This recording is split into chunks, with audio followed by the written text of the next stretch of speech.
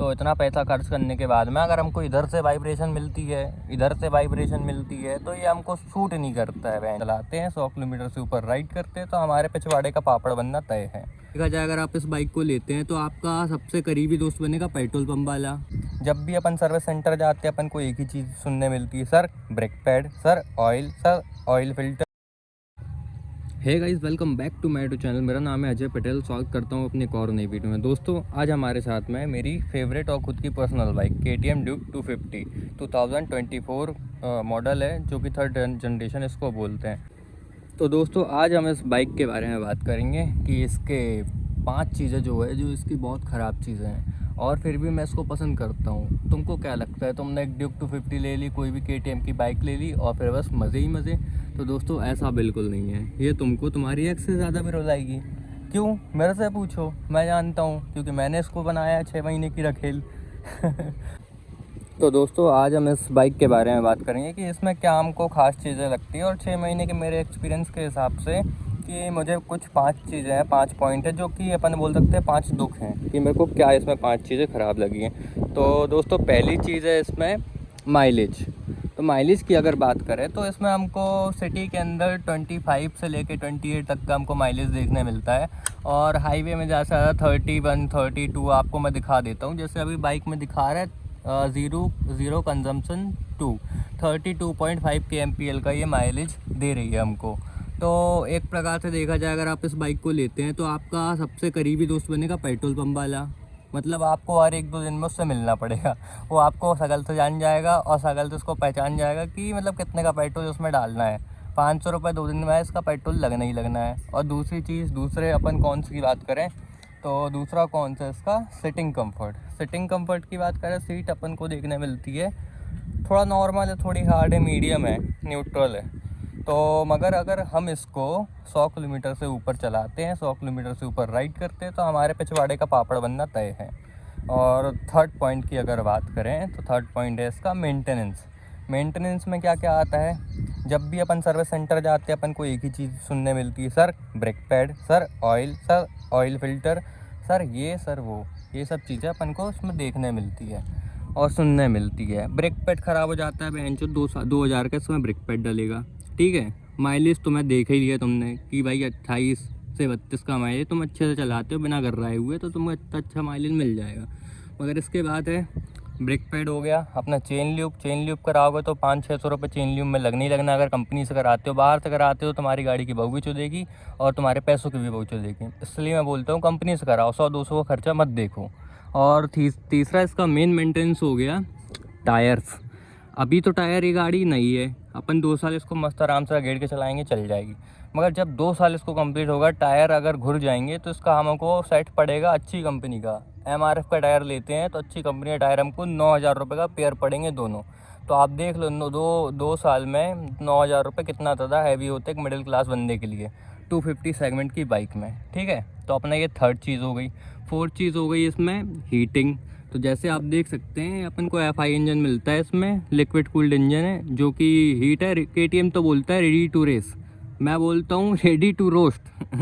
आप अगर इस बाइक को ले रहे हैं तो रोस्ट होने के लिए तैयार हो जाएं। जब भी सिटी में ट्रैफिक लाइट में अगर आप खड़े होते हैं तो इसमें आपको हीट इतनी देखने मिलेगी, जैसा ऐसा लगता है कि तंदूर जो होता है ना रोटी पकाने वाला, तंदूर के बाजू में खड़े हैं अपन। भाई इतना हीट है कि मेरे को इनफील्ड में इतनी हीट नहीं लगी। 350 सीसी का इंजन उसमें मिलता है, मगर इसमें कुछ ज़्यादा हीट है। और भाई इसमें 5वीं चीज़ की बात करें तो इसमें सबसे थोड़ा सा ड्रॉबैक मेरे को लगता है, इतना अपन पैसा खर्च कर रहे हैं, 2,90,000 की मेरे को ये बाइक पड़ी थी, सही बताऊं तो इतना पैसा खर्च करने के बाद में अगर हमको इधर से वाइब्रेशन मिलती है तो ये हमको सूट नहीं करता है बेंचो, क्योंकि हमने पैसा दिया है। अब भाई हमको वाइब्रेशन मिले, धड़धड़ाहट हो तो क्या मतलब बेटी चोद। अगर हम इसको 6 की स्पीड मतलब कि 6th गियर में चलाएं, 5th गियर में चलाएं, टॉप स्पीड में चलाएं, तो हमको ऐसा फील होता है कि हम साला JCB में बैठे हैं, JCB की चेयर में बैठे हैं। तो ये मतलब थोड़ा सा सही नहीं है। और 6th अगर पॉइंट की बात करें तो ये बाइक मेरा ना धुलने का रीज़न ये है ताकि मैं आपको अच्छे से दिखा दूँ कि अगर आप इस बाइक को बरसात के मौसम में चलाते हैं तो आपको कैसा फ़ील मिलेगा। तो पहली चीज़ है, बरसात के मौसम में चलाते हैं तो यहाँ से आपको जो पानी है, टायर का पानी है, कीचड़ है, वो आपके ऊपर आएगा। ये देख रहे हैं आपको, यहाँ बाइक चलाते हैं छिट्टे जो हैं ऊपर आते हैं, हेलमेट तक में छींटे लग जाते हैं अगर मैं इसको स्पीड में चलाऊँ 60 के ऊपर तो। और सेकंड चीज़ ये बाइक ना धुलने का रीज़न ये है, कंपनी ने क्या किया है, बेटी चौथ की कंपनी टायर अगर हटा दिया, बहुत बढ़िया किया टायर अगर हटा के, और उसकी जगह अपन को ये मिल जाता है इतना चौड़ा सा। तो ये भाई ये मेरे को लगता है कि हाँ ठीक है, अच्छी चीज़ है। टायर अगर आपने निकाल दिया, ये अच्छा इसको चौड़ा कर दिया, छींटे ऊपर तक नहीं आ रहे। आप देख लीजिए टायर अगर नहीं है तो भी इसके लाइट में छींटे नहीं है, मतलब इसके ऊपर छींटे नहीं आते हैं।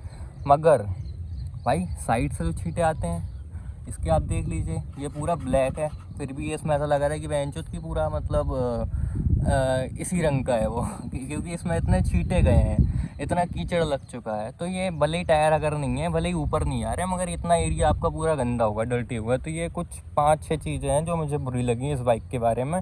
मगर लास्ट में एक बात करते हैं अगर कि फ़ील के बारे में, राइडिंग कंफर्ट और फील। भाई इस गाड़ी का राइडिंग कंफर्ट और फील ज़बरदस्त है।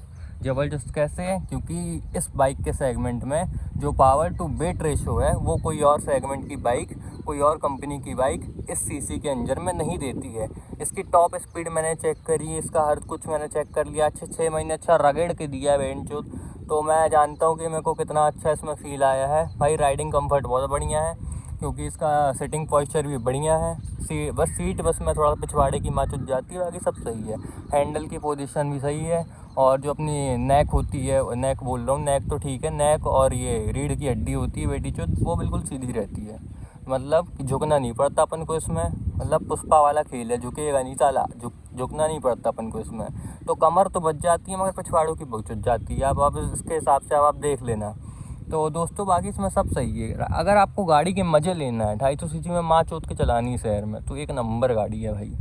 बस ये छोटी छोटी 5-6 चीज़ें हैं, गाड़ी कोई भी परफेक्ट नहीं होती है, इतना अपन को पता है। साला इनफील्ड लेंगे बेटी चो तो उसमें भी बुराई है, वाइब्रेशन उसमें भी है, और भगती वो भी नहीं है, धड़धड़ाहट है बहन चो, उसमें तो ऐसा पंप पकड़ के चलाते हैं, ऐसा लगता है धुन धुन धुन धुन तो ऐसा फील इसमें नहीं आता। इसमें चलती है स्विंग स्विंग, ऐसा गाड़ी चलती है इसमें। तो भाई अपने मतलब जो नॉर्मल बंदा है, जिसकी ज़्यादा थिंकिंग नहीं है, इसको ज़्यादा पता नहीं है गाड़ी के बारे में, उसके लिए ये वीडियो थी। तो अब यहाँ पे वीडियो को अपन करते हैं एंड, ठीक है। अगर आपको ये बाइक लेनी है तो बहुत बढ़िया चॉइस है। बस कुछ चीज़ें 4-5 चीज़ें हैं जो मैंने आपको बता दी, ये चीज़ आप ध्यान रख के अपने कंफर्ट के हिसाब से आप बाइक चूज़ कर सकते हैं कि अपन को ये बाइक लेनी है या नहीं लेनी है। मेरे हिसाब से मेरी जो कंफर्ट लेवल है, जो मेरी क्राइटेरिया रहा, जो मेरी नीड्स का, वो इसमें मेरे को फुलफ़िल होता हुआ दिखा, तो मैंने ये बाइक मैंने ली, और मैं खुश हूँ उसके साथ में। कुछ चीज़ें हर गाड़ी में मतलब कुछ ना कुछ खराबी होती है, खराबी नहीं बोलें, कुछ ना कुछ कॉन्स होते हैं उसमें। तो अगर उनको हम इग्नोर कर दें तो बाकी सब बढ़िया है। और वो ये सब चीज़ें कुछ ज़्यादा बड़ी चीज़ें भी नहीं हैं, मतलब छोटी छोटी चीज़ें, जैसे वाइब्रेशन होना, माइलेज कम मिलना, और ये जैसे मैंने आपको दिखाया, ये कीचड़ वगैरह आना है। तो बरसात तो साल भर रहती नहीं है, 3-4 महीने रहती है, तो उसमें भी अपन एडजस्ट कर लेते हैं, मतलब कॉम्प्रोमाइज़ कर लेते हैं। तो उसके हिसाब से भाई बाइक बहुत बढ़िया है। आप लुक मैं आपको एक बार दिखा देता हूँ, साइड से भी और सब जगह से। साइड में ऐसा लुक है बहुत तगड़ा सा, और बैक से ऐसा लुक है। बाइक तो बहुत तगड़ी दिखती है भाई।